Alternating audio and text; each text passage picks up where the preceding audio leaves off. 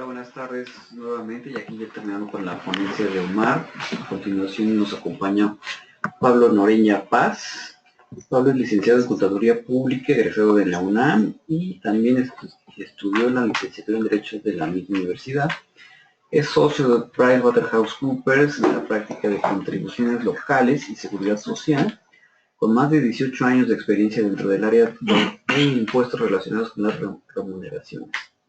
Dentro de su campo de actuación ha participado en el área de consultoría relacionada a las remuneraciones, auditorías de seguro social, Infonavit y contribuciones locales de empresas de diversos ramos, así como servicios de outsourcing. Tiene gran experiencia en bancos, en Comercial Mexicana, Grupo CMR, Boston y Carbato. Ha sido parte de la regulación de situaciones fiscal para el efecto de contribuciones locales del Distrito Federal, Estado de Guerrero, Estado de Oaxaca, Veracruz, Quintana Roo, y entre otros tantos. Entonces le doy la bienvenida a Pablo. Esta es como la segunda, impactos de las reformas fiscales y laborales. Bienvenido, Pablo. Muchas gracias y muy buenas tardes a todos. El objetivo pues es platicar con ustedes un poquito todo lo que ha ido sucediendo con todos los cambios que hemos tenido tanto en materia fiscal como en laboral, y qué es lo que nosotros vemos o hacia dónde va esto. Como lo venimos platicando, nosotros consideramos que los impactos tienen distintos, pues ahora sí que distintas líneas, ¿no? Desde un punto de vista macroeconómico, desde un punto de vista social, un punto de vista de recaudación fiscal, laboral, clima organizacional, en el tema de rotación de personal, en el tecnológico sin duda, en el campo de la eficiencia, en el campo financiero, en la parte de atracción y retención de talento, entre muchos otros, ¿no? Sin embargo, todos estos cambios, tanto laborales como fiscales, creo que pueden tener muchos impactos en estos principales rubros. Ahora, ¿qué es lo que nosotros consideramos y que queremos compartir con ustedes? Que el modelo que conocemos y vivimos, tanto fiscal como laboral, ya cambió. Hoy, si ustedes se dan cuenta, las revisiones que hace la autoridad, tanto del Seguro Social, del SAT, de la Secretaría del Trabajo, cada vez usan más la tecnología, cada vez usan más muchos procedimientos que, si bien es cierto, no todos han cambiado ya de una manera inmediata, el hecho es de que ya la parte tecnológica ya nos alcanzó. Y esto porque a partir del 2014, que empezamos a timbrar todas las nóminas, que empezamos a timbrar muchos de los, ahora sí que de todas las operaciones, y ahora con lo que viene de todo lo que es la contabilidad electrónica, pues realmente la autoridad ya va a empezar a hacer auditorías en línea en muy corto plazo, ¿no? Entonces, ¿qué es lo que nosotros nos está pasando como empresas? Pues que nosotros seguimos viendo todavía el modelo como antes teníamos pues estandarizado o que estábamos acostumbrados a venir atendiendo en el día a día.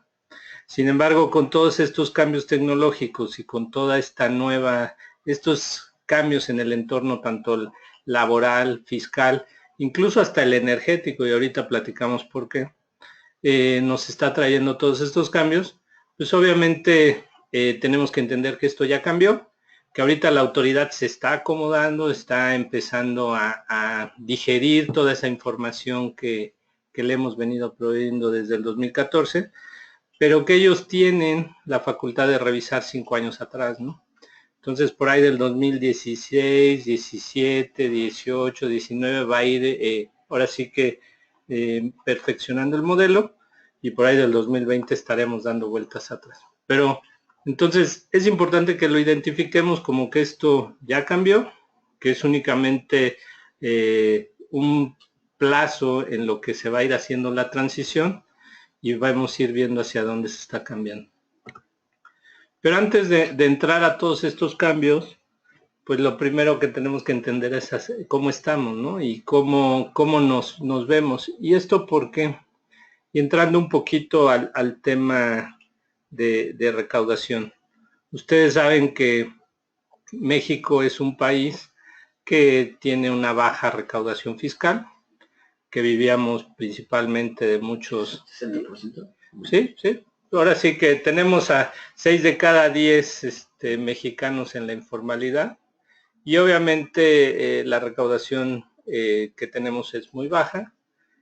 Con todos los ingresos petroleros o todo lo que aporta Pemex, pues obviamente está haciendo o era un pilar para poder sostener las finanzas públicas. Y sin embargo, con la reforma energética, pues todo ese modelo está en un periodo de transición. Seguramente van a entrar muchos negocios del ramo energético que generarán sus impuestos, que generarán fuentes de empleo, que generarán muchos beneficios. Sin embargo, no es de un impacto inmediato, puesto que muchas empresas van a tener que hacer inversiones fuertes, van a tener tal vez en un inicio pérdidas interesantes, que con el paso del tiempo pues, se irán amortizando y ya después vendrán las utilidades. Entonces, ante ese cambio en la composición de los ingresos, pues ahora sí que del erario federal, pues hay una gran necesidad de ir por una recaudación pues mucho más profunda sobre tal vez contribuyentes que antes o no pagaban o pagaban de una manera parcial, ¿sí? Entonces, ahorita en la lámina que vemos, lo más interesante es cómo estamos distribuidos los mexicanos, ¿no? Somos 120 millones de habitantes, dentro de los cuales 32 millones están en una población menor de 15 años, todavía no se consideran económicamente activos, y donde están ya en posibilidad de trabajar, que son arriba de 15 años y más, tenemos 87 millones.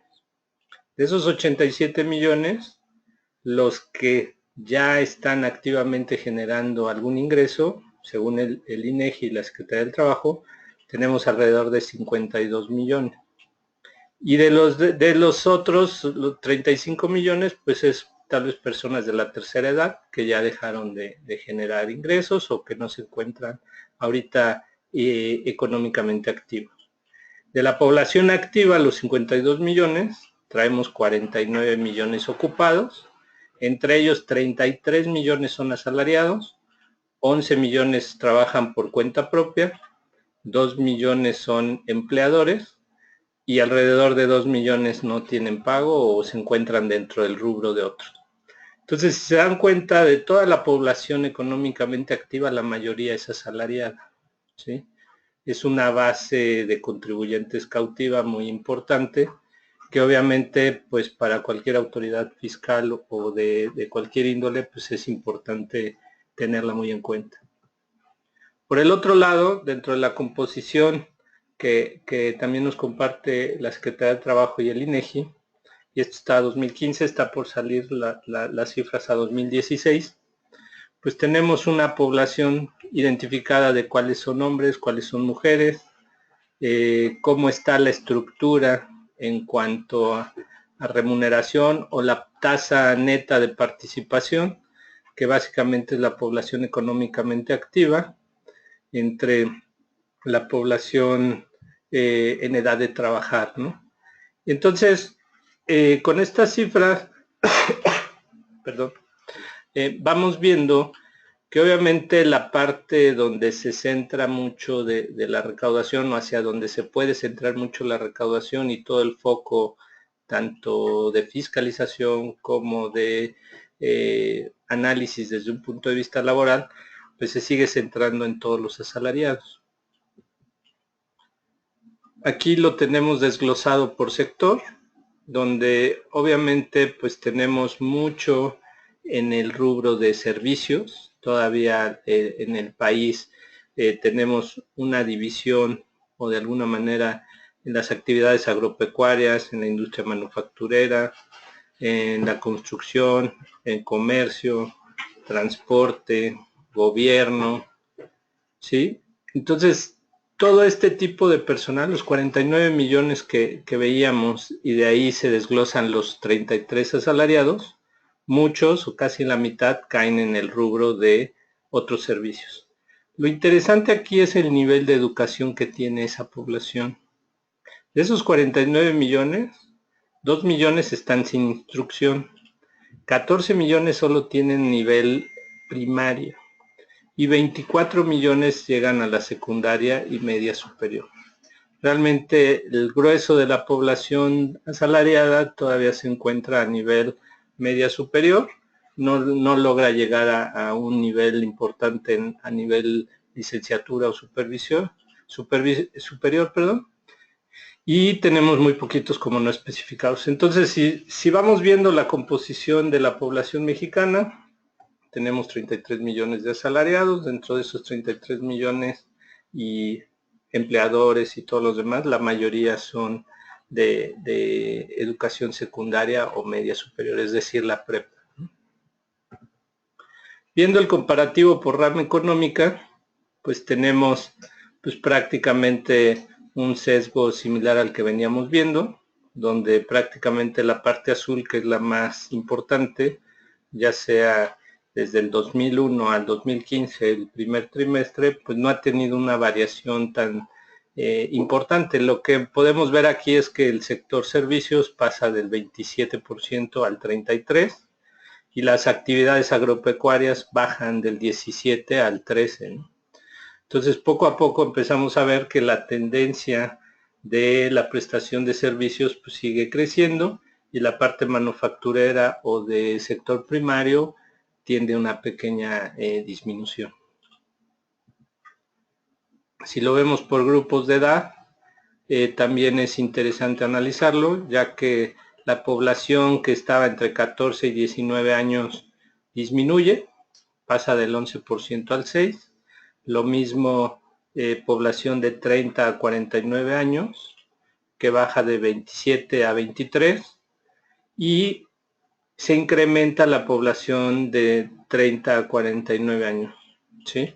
Entonces, ¿qué es lo que está pasando en la población del país? Pues se empieza a envejecer, lo cual también pues empieza a tener un sesgo que tenemos que ir cuidando con el tiempo, puesto que pues ahora sí que antes las pensiones y el modelo de sustentabilidad para la tercera edad estaba basada en la familia, ¿no?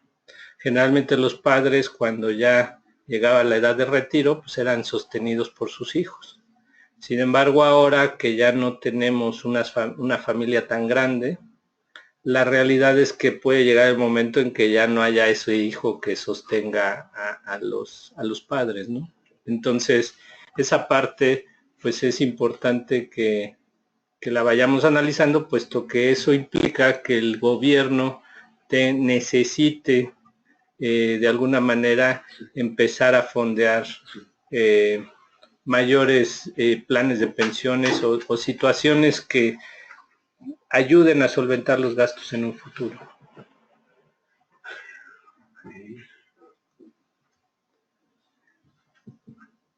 Aquí lo vemos a nivel de ocupación comparado contra las cifras del Seguro Social, en donde vamos viendo prácticamente cómo va por cada ejercicio, pues ahora sí que el número de trabajadores afiliados al Seguro Social, que ahorita andamos alrededor de 17.15 millones de mexicanos, que en este caso serían trabajadores activos, asalariados registrados.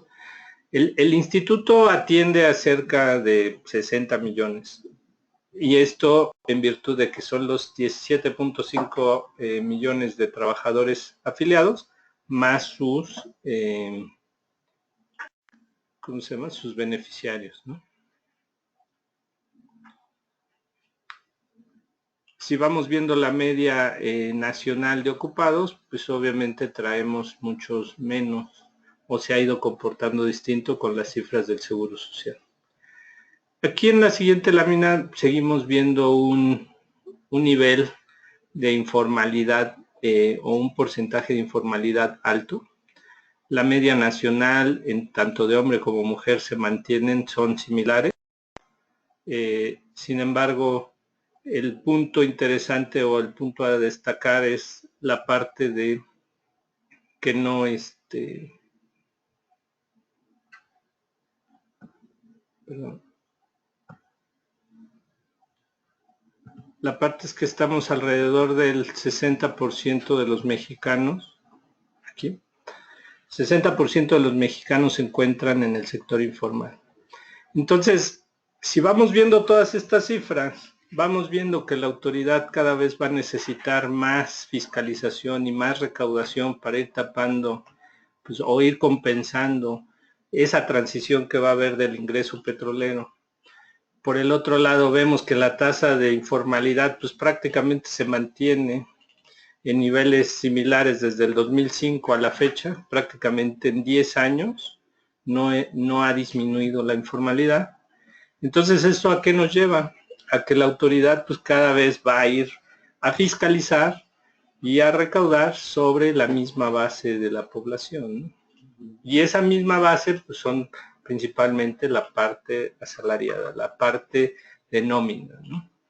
Entonces, eso nos lleva a muchas conclusiones que ahorita vamos a empezar a desglosar.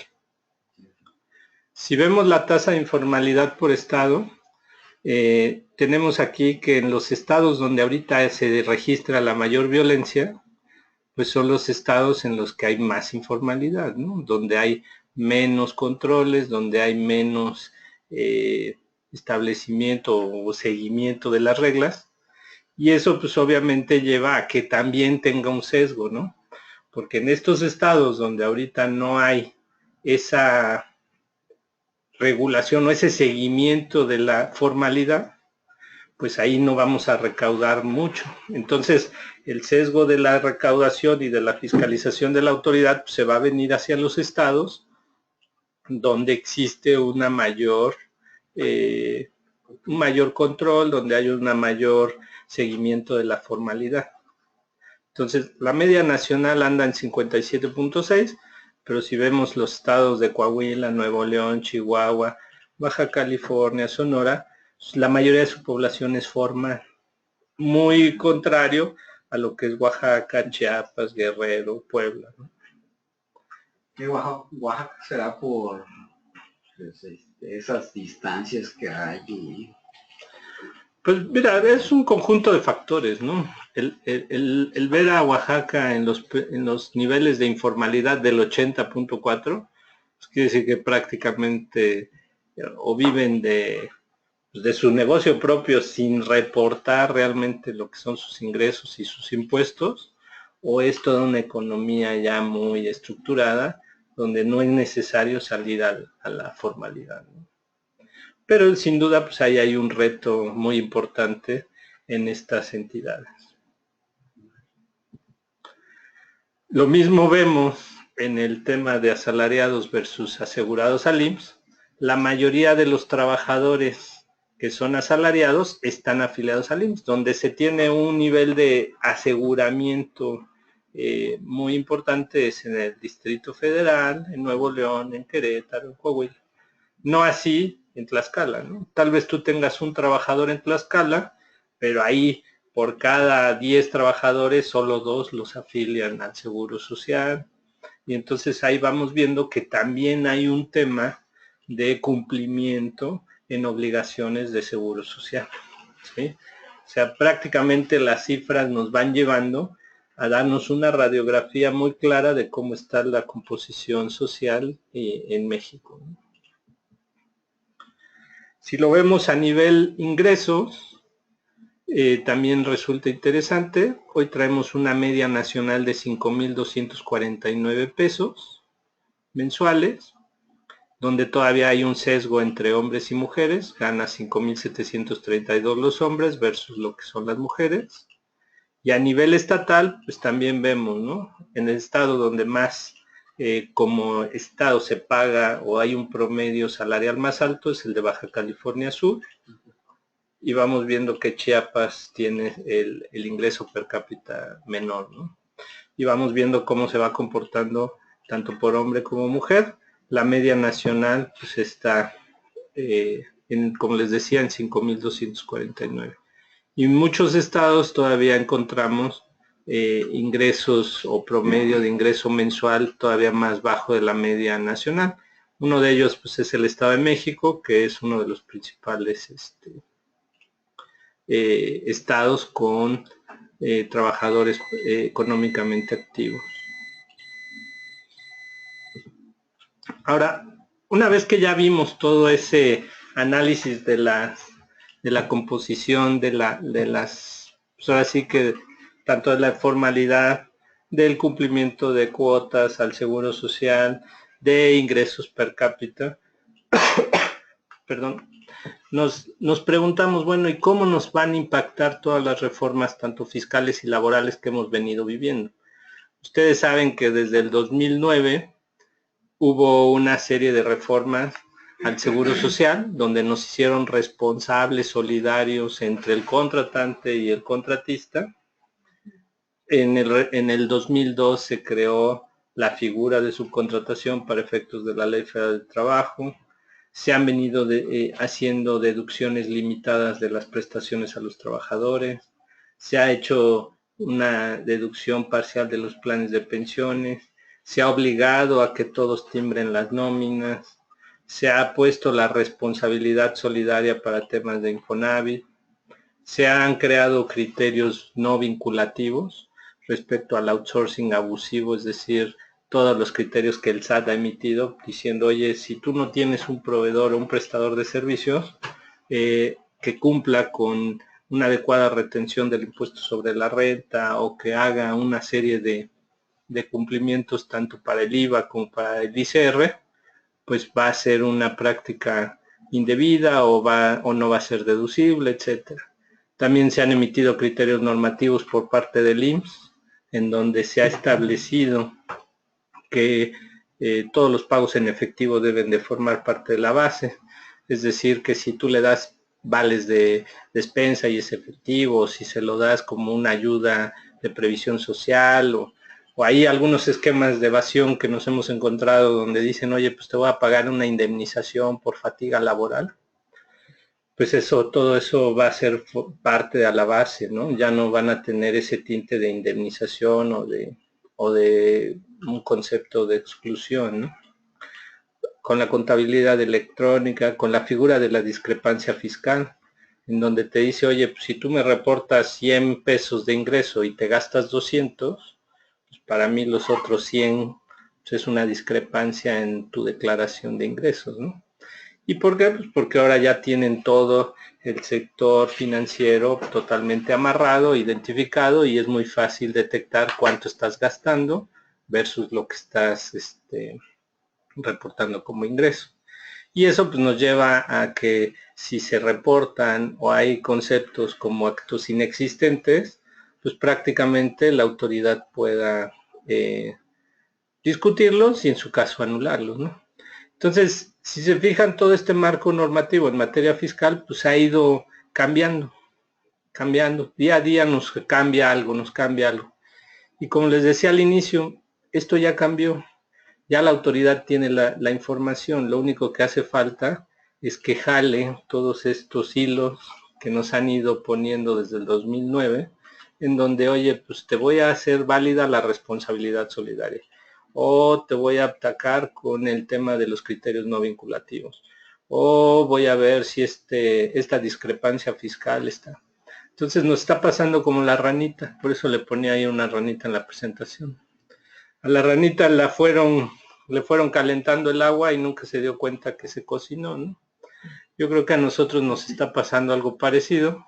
Poquito a poquito han ido cambiando las leyes, poquito a poquito hemos ido entregando información y poquito a poquito vamos a llegar a un método de fiscalización prácticamente en línea, ¿no? Si a eso le ponemos el tema laboral, en donde en 2012 salió la jurisprudencia de unidad económica, donde decía que si varias entidades se juntan y generan el bien con el cual se presta el servicio o se llega al bien material, pues en ese momento todos se consideran como una unidad económica. Y esa unidad económica pues nos llevaría a tener que repartir utilidades entre el grupo o entre las unidades que forman o las piezas que forman esa unidad económica.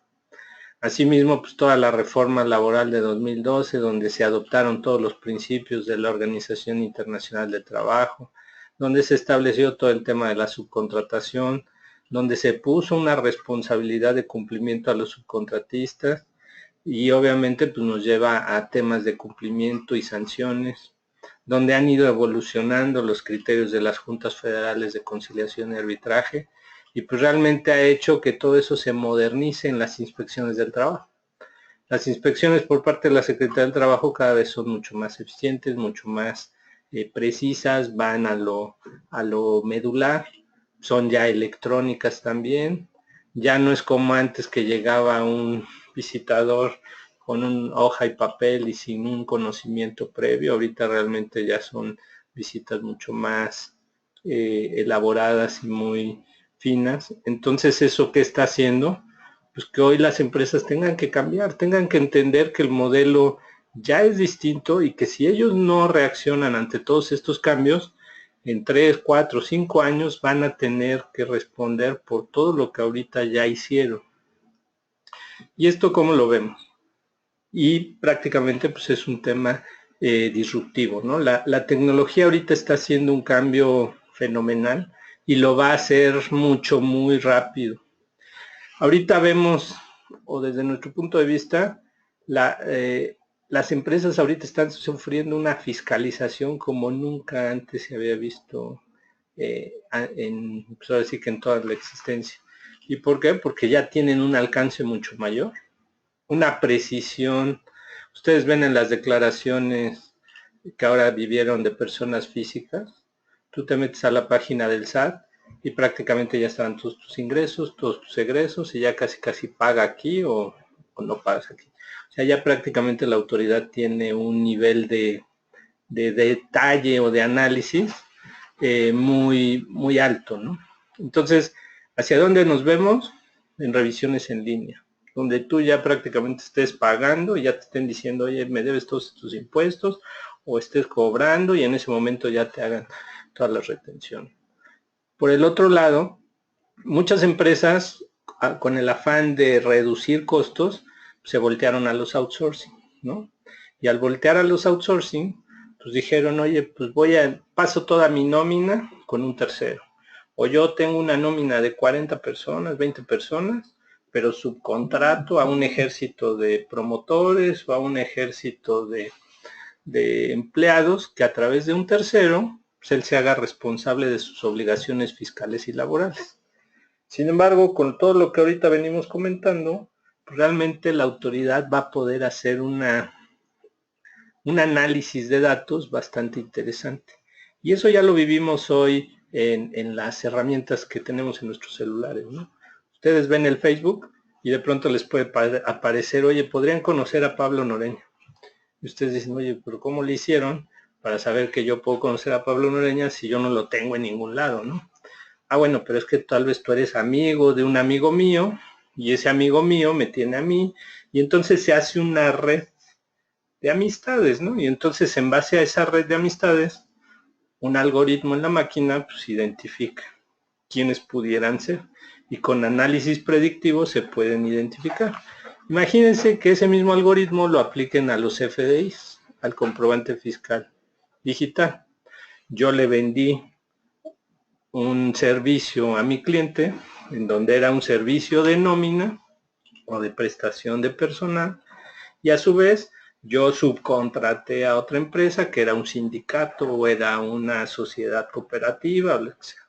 Entonces tal vez el trabajador que ganaba 100 pesos inicialmente con mi cliente, me lo pasan a mí, yo aquí le pago 30 y lo afilio con un salario menor al IMSS y los otros 70 o el remanente se lo pago a través de un tercero.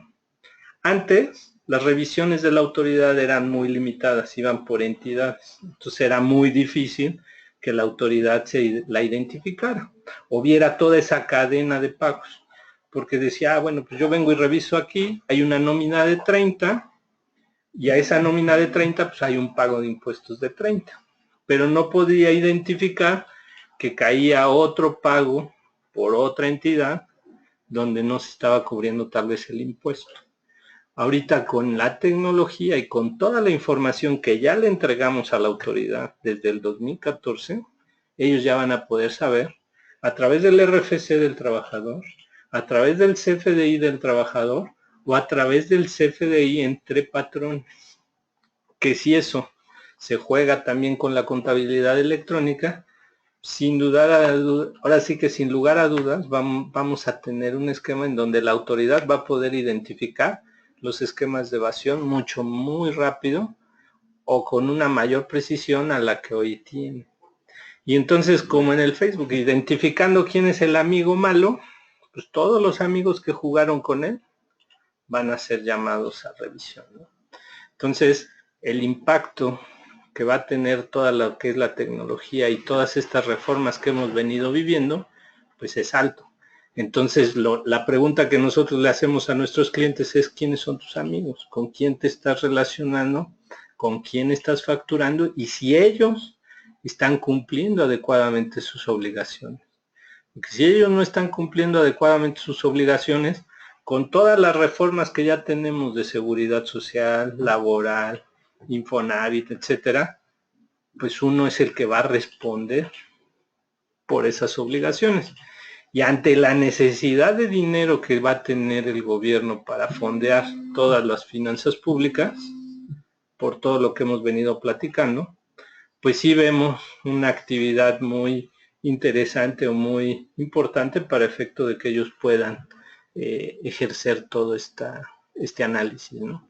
Eso también a qué va a llevar, a una recaudación mucho más oportuna. Cada vez va a ser más difícil tener evasión en los formales, ¿no? Porque este esquema está diseñado para los formales. Los informales desafortunadamente todavía no están dentro de este sistema perfecto, ¿no? A menos que se identificara y de ahí poco a poco irlos metiendo al esquema formal. Y por último, el tema que vemos que con lo que la tecnología va a hacer, pues va a ser una coordinación fiscal y laboral entre autoridades, ¿no? Ahorita ya hay muchos acuerdos de cooperación y de intercambio de información, donde prácticamente el CFDI que le entregas al SAT se lo van a pasar al IMSS, se lo van a pasar al Infonavit, se lo van a pasar a la Secretaría del Trabajo. Y como ya es electrónico, pues realmente ya es muy fácil que cada autoridad le analice el enfoque o el perfil que quiere al dato, ¿no? Entonces ahí sí tenemos. Ahora, no queda por demás poner sobre la mesa pues, todas las sanciones que hoy existen en el incumplimiento en temas laborales, ¿no? Oye, si no reparto la PTU y ahorita ya me hacen efectiva la unidad económica, pues la multa puede ir de hasta 50,000 veces el salario mínimo, ¿no? Cuando antes de la reforma pues era hasta 315. O algún tema de capacitación y adiestramiento, o temas de normas de seguridad e higiene. Si se fijan, las multas se endurecieron muchísimo con la reforma laboral. Y ahorita lo que dice la ley es: tú subcontratas un tercero y ese tercero no cumple las obligaciones laborales, tú las cumples. Y entonces tú que lo contrataste, pues tienes un potencial riesgo ahí que desafortunadamente las empresas no están viendo. Las empresas creen que por haber subcontratado a otro patrón, ya el otro es responsable y él debe de cumplir. Entonces realmente ahorita, si se fijan, pues ya las legislaciones ya no las pusieron. La posibilidad de que la autoridad vaya a cobrarle primero a ese proveedor es alta. Y si ese proveedor, por lo que gusten y manden, no tiene para pagar o cumplir, ya la autoridad tiene la ley a su favor para venirse contra nosotros. Entonces, la verdad es que todas estas multas pues, nos deberían de asustar. ¿Por qué a nadie le asusta? Y hay empresas que me dicen: oye, pues desde el 2009 está la responsabilidad solidaria y a mí nunca me la han ejercido, pues ¿por qué me debo de preocupar ahorita? Yo le diría: bueno, es que antes la autoridad no podía ir a tocarle la puerta a cada uno, pero ya desde el 2014 que tiene la información de todos y tiene una máquina atrás trabajando en eso, pues relativamente él tiene ya todo para poderla ejercer. Nada más que tarda. Ahorita hagan de cuenta que los datos que le han llegado es como cuando te cambias de casa, ¿no? Tienes montones de cajas y hay que empezarlas a acomodar. Ahorita la autoridad lleva 2015, 2016 acomodando esos datos, pero está yo creo que a nada de poder empezarlos a usar. Y entonces sí, ahí vendrá la aplicación de todos estos cambios que si bien es cierto no nos las han aplicado, en el momento en que nos las apliquen, créanme que ya va a ser bien difícil podernos deslindar, porque nos van a tener agarrados con el tema de contabilidad electrónica, porque nos van a tener agarrados con el tema de CFDIs, porque nosotros mismos hicimos todo para que quedara así, o peor aún, cuando nos lo requieran, ni siquiera tengamos la información suficiente para poder saber si es verdad o es mentira. Cosa que ha sucedido con algunas empresas. Llegas y le dices, oye, te están fincando este crédito. Pues la verdad no sé si vino, si entró, si debe, no debe. La verdad nunca me preocupé en vigilar el cumplimiento de los terceros o tal vez de algunas cuestiones mías, ¿no? Entonces todo eso pues ha hecho que hoy tengamos la necesidad de decirles a nuestros clientes y amigos, oye, pues esto ya cambió, ojo, lo que hoy hagas 2015, 2016, te lo van a estar revisando en el 2020, 2019, pero no como nos lo revisan ahorita, sino ya desde un punto de vista análisis de datos, tecnología y muy preciso y muy rápido. Entonces, muchos clientes nos dicen, oye, ustedes deben de ser preventivos, no correctivos. Y siempre vienen y me dicen que debo y que paga y que cumple, etcétera.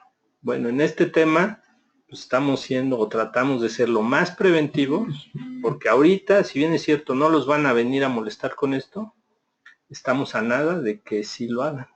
Y en el momento en que lo hagan, ya lo que hicimos pues va a quedar duro, ya va a ser muy difícil deslindarnos, ¿no? Y bueno, pues aquí también vienen algunas sanciones e incumplimientos por parte del patrón. Sí. Sin duda. Por ejemplo, entonces aquí yo creo que vas a después a una parte de recomendaciones, pero por ejemplo yo como asociación, ¿no? Subcontrato una agencia de relaciones públicas, entonces como que el deber ser es de, oye, pues tú, agencia de relaciones públicas, le pagas todos estos impuestos a tus asalariados, ¿verdad? Tengo que verificar yo, ¿no? Para no estar afectado. Y ese mismo caso para los temas de outsourcing, ¿no? Es correcto. En este caso, todo lo que no tenga un bien tangible es un prestador de servicios. Y el que tenga un prestador de servicios con una línea muy delgadita siempre va a estar al ojo de la autoridad respecto al cumplimiento fiscal, laboral y de seguridad social de toda la mano de obra que haya estado involucrada. Entonces, en el caso que planteas, oye, si yo tengo una agencia de relaciones públicas y ahí hay 15 personas, esas 15 personas deben de haber sido adecuadamente cubiertas sus beneficios y así que toda la parte laboral, debe de haberse pagado sus cuotas de seguridad social, debe de habérsele hecho pago y retención de impuestos sobre la renta y de impuestos estatales incluso.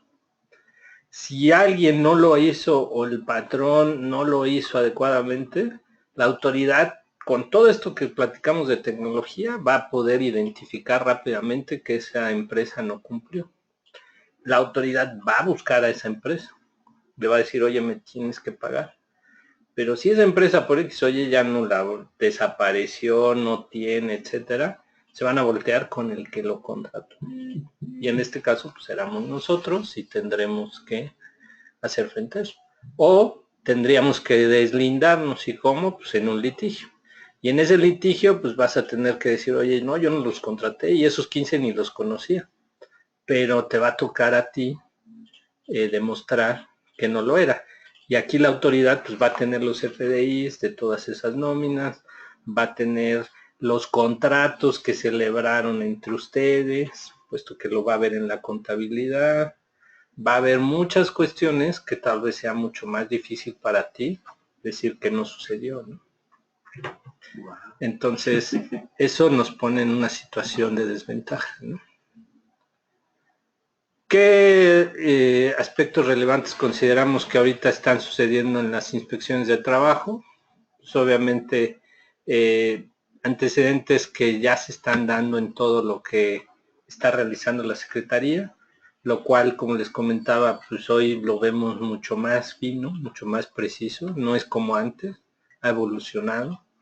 También casos de trabajadores que se han empezado a inconformar.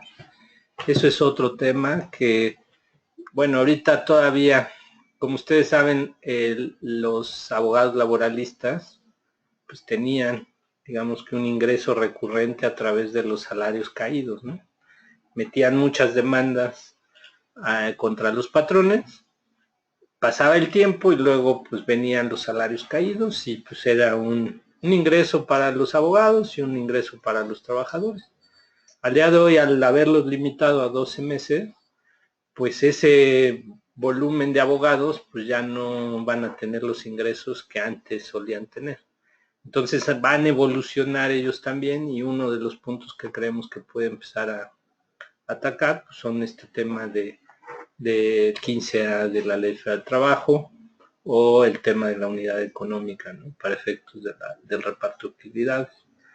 Obviamente pues todo eso son temas que no han surgido, pero si bien es cierto, pues todos tenemos que ejercer nuestra profesión, todos buscan un ingreso, pues ahí los abogados laboralistas se pueden poner creativos y atacar mucho a las empresas con estas nuevas reglas, que no hay tantos antecedentes aún, pero puede empezarlos a ver, puesto que son temas que hay algunas empresas que no están cumpliendo adecuadamente. No sé si hay más preguntas. Yo digo que sí.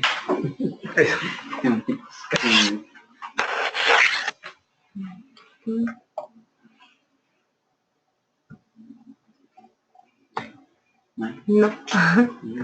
Continuamos en el momento de llegar a las preguntas.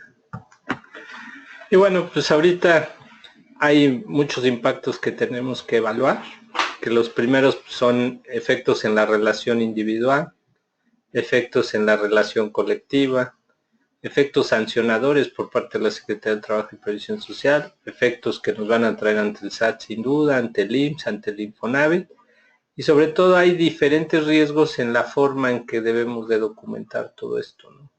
Ahora ya sea electrónico o no, pero tenemos que tener la forma de documentarlo, puesto que ustedes saben que el derecho mexicano pues, siempre es, ahora sí que el papelito habla, ¿no? Es lo que nos ayuda en cualquier tema de controversia. ¿Qué acciones consideramos que sean importantes y que se tengan que tomar? Pues principalmente pues, hacer una revisión de todos los aspectos laborales, fiscales, seguridad social, con una visión de prevención y programas de reacción y de litigio. O sea, primero hay que ver dónde estamos, qué ya hicimos que no vamos a poder cambiar porque ya quedó duro en el pasado y desafortunadamente pues ya le entregamos a la autoridad tal vez sin la intención de autoperjudicarnos. Por el otro lado, cómo lo podemos mejorar y hacia adelante, pues cómo lo podríamos evitar, ¿no? Entonces eso pues, nos lleva a hacer una revisión de la estructura y las prácticas actuales que tenemos con un enfoque de evaluación de riesgo, ¿no? ¿Y eso por qué? Pues porque obviamente con ello pues vamos a poder empezar a identificar. Por ejemplo, ahorita hay empresas que dicen, bueno, pues yo sí quiero un outsourcing, pero quiero un outsourcing sano, ¿no? Entonces, ¿cómo lo puedo encontrar? ¿Cómo lo puedo identificar? Hay otros que dicen, bueno, yo como opero lo necesito operar así, pero entonces, ¿cómo puedo mitigar el riesgo de que ese tercero no me vaya a causar un problema en el futuro, ¿no? Y para eso pues nosotros en PwC creamos herramientas de monitoreo de proveedores donde puede identificar si están pagando bien sus impuestos o no, y eso es en línea y lo podemos estar viendo. Y así podemos hacer payroll de outsourcing de payroll, etcétera. O sea, hay muchas cosas que se pueden empezar a ver. También es revisar todos los documentos base y mejores prácticas, obviamente tratando de seguir todas las normas de la Organización Internacional del Trabajo, ver todas las estrategias de cumplimiento, tanto en temas de subcontratación, y aquí estamos hablando tanto del insourcing como del outsourcing, ¿no? Porque muchas empresas tienen sus propias empresas prestadoras de servicios, que si bien es cierto, ahí no debería de haber una evasión fiscal, pero en ocasiones no están bien implementadas o puede haber un tema ahí de incumplimiento en temas laborales, sobre todo. Obviamente es buscar temas de cómo alejarnos de prácticas viciadas o indebidas, cómo alejarnos de criterios agresivos, sobre todo en temas de cumplimiento fiscal y laboral, y pues seguir todo el monitoreo de empresas de servicios. Y como les decía, aquí el monitoreo de los terceros yo creo que va a ser fundamental para que todos estos impactos no te peguen, ¿no? Es muy difícil hoy ver una empresa que no tenga que ver con terceros. O sea, que diga, yo tengo a todos, ¿no? Tengo a los policías, tengo a las de limpieza, tengo al comedor, tengo todas las... Yo soy autosuficiente. La realidad es que hoy los negocios ya no operan así, todos tienen terceros, y esos terceros hoy cada vez son más peligrosos si no los cuidamos, ¿no? Si no cuidamos a nuestros amigos, y esos amigos a la vez nos van a traer problemas. Entonces de ahí que se proponga hacer un plan integral de mitigación de riesgos, con el cual pues podamos vigilar todo el outsourcing, podamos vigilar todos esos terceros y sobre todo vigilar su adecuado cumplimiento. Entonces, pues sobre eso es lo que queríamos compartir hoy con ustedes. Creo que los cambios no son novedosos, más sin embargo creo que lo que está o como está tomando forma esto, gracias al uso de la tecnología, creo que eso es lo interesante, ¿no? Y creo que desafortunadamente muchas empresas no lo están viendo. Y cuando lo vean, pues ya va a ser un poco tarde, puesto que ya va a estar todo hecho, ¿no? Y entonces va a ser más difícil justificarlo o deslindarlo. ¿Cómo ven? No sé si tengan alguna pregunta o quieran compartir algo con... No, pues muy interesante, Pablo. La verdad que sí, como tú dices, ¿no? Que creo que todos nos tenemos esa idea en la mente de que pues desde el 2009, ¿no? No ha pasado nada, pero pues, en cualquier momento ya podrían empezar a hacer efectivas todo este tipo de mecanismos y herramientas y pues yo creo que va a haber bastante trabajo, ¿no? de todo este tema y como tú dices, ¿no? Proactivo, ¿no? Ser proactivos para ver, oye, pues pues ya mandamos esta información y pues en cierta forma estamos comprometidos a este punto, ¿no? Entonces ahí invitar, ¿no? A aquellos que sí tengan el outsourcing, pues que lo estén haciendo de manera adecuada. Y pero ahí está la otra parte, Pablo, que a lo mejor, uy, pues, ¿qué se va a hacer con el otro? Pues, ahorita el 60% que es informal, ¿no? Así de, muchos de los socios de esta asociación pues son empresarios que invierten su propio dinero y de pensión family y lo prestan y todo, ¿no? Pero y pues les duele pagar esa carga, ¿no? De impuestos y todo. Y pues voltean a ver, oye, pues a veces ya la SOFON, por ejemplo, tiene una carga ya de regulación con la comisión, con Conduceo, etcétera.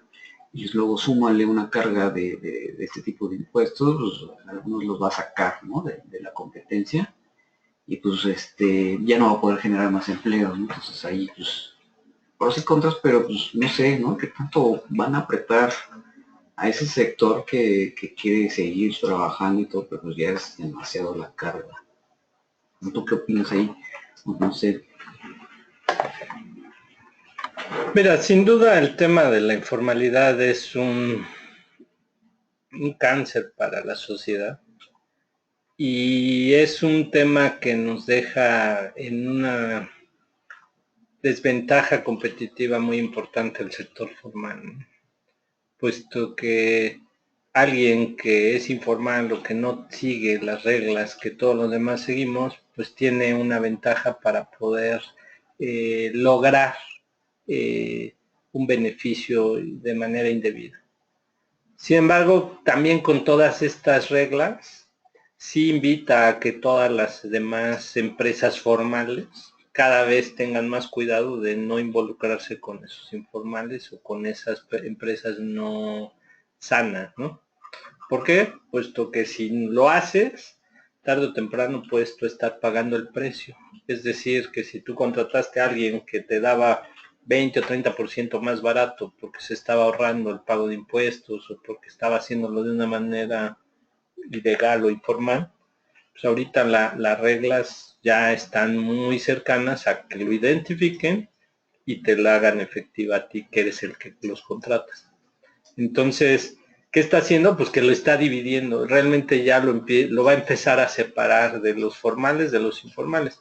Y entonces, pues ahí sí tendríamos que ir como sociedad y como grupo, pues a pedir que se siga fomentando una reforma en donde haga que el sector informal, pues cada vez sea o que se traspase a la formalidad o que llegue a pagar el impuesto que le corresponda, ¿no? Oye, y no sé si tú sepas, pero la otra parte, ¿no? Toda la que es lo que implica el gobierno, ¿no? Escuché en la radio ahí, creo que Chihuahua fue uno de los estados más endeudados en lo que va, ¿no? Del gobernador que está ahorita, ¿no? Y entonces se puede también, oye, pues esos 1,000 millones que fueron al gobierno, pues donde se invirtieron, va a haber también este seguimiento de este tipo de herramientas de, oye, pues entraron tanto dinero y se invirtió en caminos, salud, bla, bla, bla. O está también, ahí va a actuar este tipo de herramientas. Mira, desafortunadamente son totalmente ajenas unas de las otras. Sí creo que en el sector público también ha empezado a haber cambios. Antes se podía contratar deuda por parte del Estado sin un límite y ya ahorita pues, ya se pusieron topes, ¿no? O sea, ya la contabilidad gubernamental y todo este tipo de endeudamiento que antes veíamos ya no va a ser, ya no es tan fácil, ya necesita ciertas aprobaciones, entonces pues eso va a ser un cambio. Pero eso también va a llevar a que la autoridad local haga un esfuerzo por una recaudación de impuestos. Porque si tú sabes, el Estado tiene tres fuentes de financiamiento. El primero es pues, la participación federal, lo que le da el gobierno federal al local. El segundo era el endeudamiento y el tercero es su recaudación de impuestos locales. Entonces la participación federal pues es fija, ya está y difícilmente va a crecer. El endeudamiento ya está acotado, ya no lo pueden hacer como antes. Entonces la única fuente que le va a quedar es el impuesto estatal. Y en el impuesto estatal ya también hubo reformas para recaudar y hacer responsable al que contrata del que prestó el servicio. Es decir, que si yo voy y presto un servicio en Durango y no pago el impuesto allá, pues probablemente las leyes van a empezar a evolucionar y van a decir, oye, pues tú que lo contrataste y que lo trajiste a prestar aquí el servicio, pues ahora tú págame el impuesto. Y el tema aquí se vuelve interesante puesto que no vamos a tener esos tratados para evitar la doble tributación, ¿no? Como hay entre países. Aquí me puede estar obligando un estado a pagar el impuesto y el otro también. Y ahí evitar una duplicidad va a ser mucho más complejo. Entonces es importante llevar un buen control para no caer en esa duplicidad. ¿Cómo ven? Pues ahora sí que hay que poner nuestras barbas a remojar, ¿no? Y como decía, hay un chiste de que Hacienda y el diablo, ¿no? Que a todos nos llega. Pues, creo que ya se está acercando más con todo este tipo de... Tenemos un comentario. A ver. ¿Sí? Ay. Tenemos comentario por parte de José Roberto Blanco García. Él comenta, mi empresa tiene contratado todo el personal con una outsourcing, la cual está bien establecida. ¿Qué de cierto hay en que en caso de una demanda laboral, la empresa principal es responsable de las obligaciones?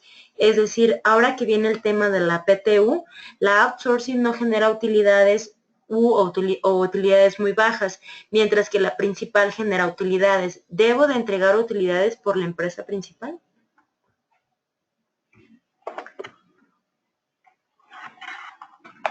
Bueno, aquí el patrón es el que debe de cumplir todas las obligaciones laborales, desde el pago de sueldos, prestaciones e incluso las utilidades. Lo que ahorita está y desde que salió la jurisprudencia del 2012, es que si dos entidades unidas generan el bien o servicio por el cual se está obteniendo los ingresos, se consideran unidad económica. Y la unidad económica, de acuerdo a la letra del trabajo, es la que reparte las utilidades. Entonces debería de ser la utilidad del grupo lo que se repartiera entre todas. Sin embargo, hay todavía vicios en las leyes. Hay algunas deficiencias, por ejemplo, para determinar el monto de la utilidad, puesto que se hace sobre la declaración de impuestos sobre la renta. Y esa sigue siendo individual, no es colectiva o no es de la unidad económica. Entonces, al haber esos vacíos, hay algunos argumentos y elementos para poder llegar a la conclusión de que no hay que repartirla. Más sin embargo, pues es algo que todavía está ahí en tela de juicio y que en cualquier momento se pueda empezar a detonar, ¿no? En la pregunta particular que nos hacen, si la empresa está bien establecida y la empresa está pagando sus utilidades, esa es la obligación que se tiene contractualmente entre patrón y trabajador. Oye, si el trabajador demandara a la contratante, es decir, al cliente de esta empresa de outsourcing, lo podrá hacer, mas sin embargo todavía estará cuesta arriba que pueda llegar a la utilidad de esa empresa. Sin embargo, lo idóneo es revisar el esquema contractual entre la empresa de outsourcing y la contratante, que en este caso es el cliente, para tratar de ver que no haya algún vicio en el contrato que algún abogado pudiera aprovechar para efecto de tratar de demostrar una relación laboral, no con la empresa de outsourcing, sino con la que lo contrató. Y si eso sucediera, entonces sí pudiera tener un efecto mayor, ¿no? Pero se sugeriría, o sea, la respuesta es no, quien tiene que pagar la PTU es la empresa patrona, ¿no? La del outsourcing. Más sin embargo hay que revisar bien los contratos y todo para que no le vayan a pegar a la que contrató y revisar que esa empresa de outsourcing sí esté cumpliendo todas sus obligaciones, porque deje de pagar una, la multa es muy alta o el cobro de los impuestos también.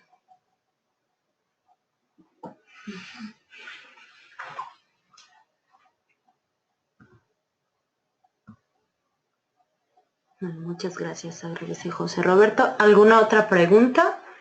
¿Comentario final que quieras comentar? No, bueno, pues yo lo que les sugeriría es hacer un plan de monitoreo de obligaciones. Hoy me ha tocado muchas empresas que me dicen, oye, pero ¿cómo los monitoreamos? Yo ni sé qué les reviso, ni qué, a quién le toca, si a nóminas, recursos humanos, a finanzas, a legal, a compras. Entonces lo que hemos hecho es tratar de apoyar a nuestros clientes diciéndoles, bueno, todos tienen un pedacito de responsabilidad, ¿no? Todas las áreas de cualquier empresa, desde el que paga, el que contrata, el que controla la entrada y salida del personal. Entonces, para efecto de que no se peleen entre todos, se pueden apoyar con PwC para que los ayudemos a monitorear ese cumplimiento. Y aparte, pues es a lo que nos dedicamos, ¿no? Entonces ahí podemos encontrar algún esquema de cómo poderles ayudar. No sé si puedas decir de ahí tu correo y tus datos de contacto. Les dejo mi teléfono. El teléfono fijo es 5263-8523.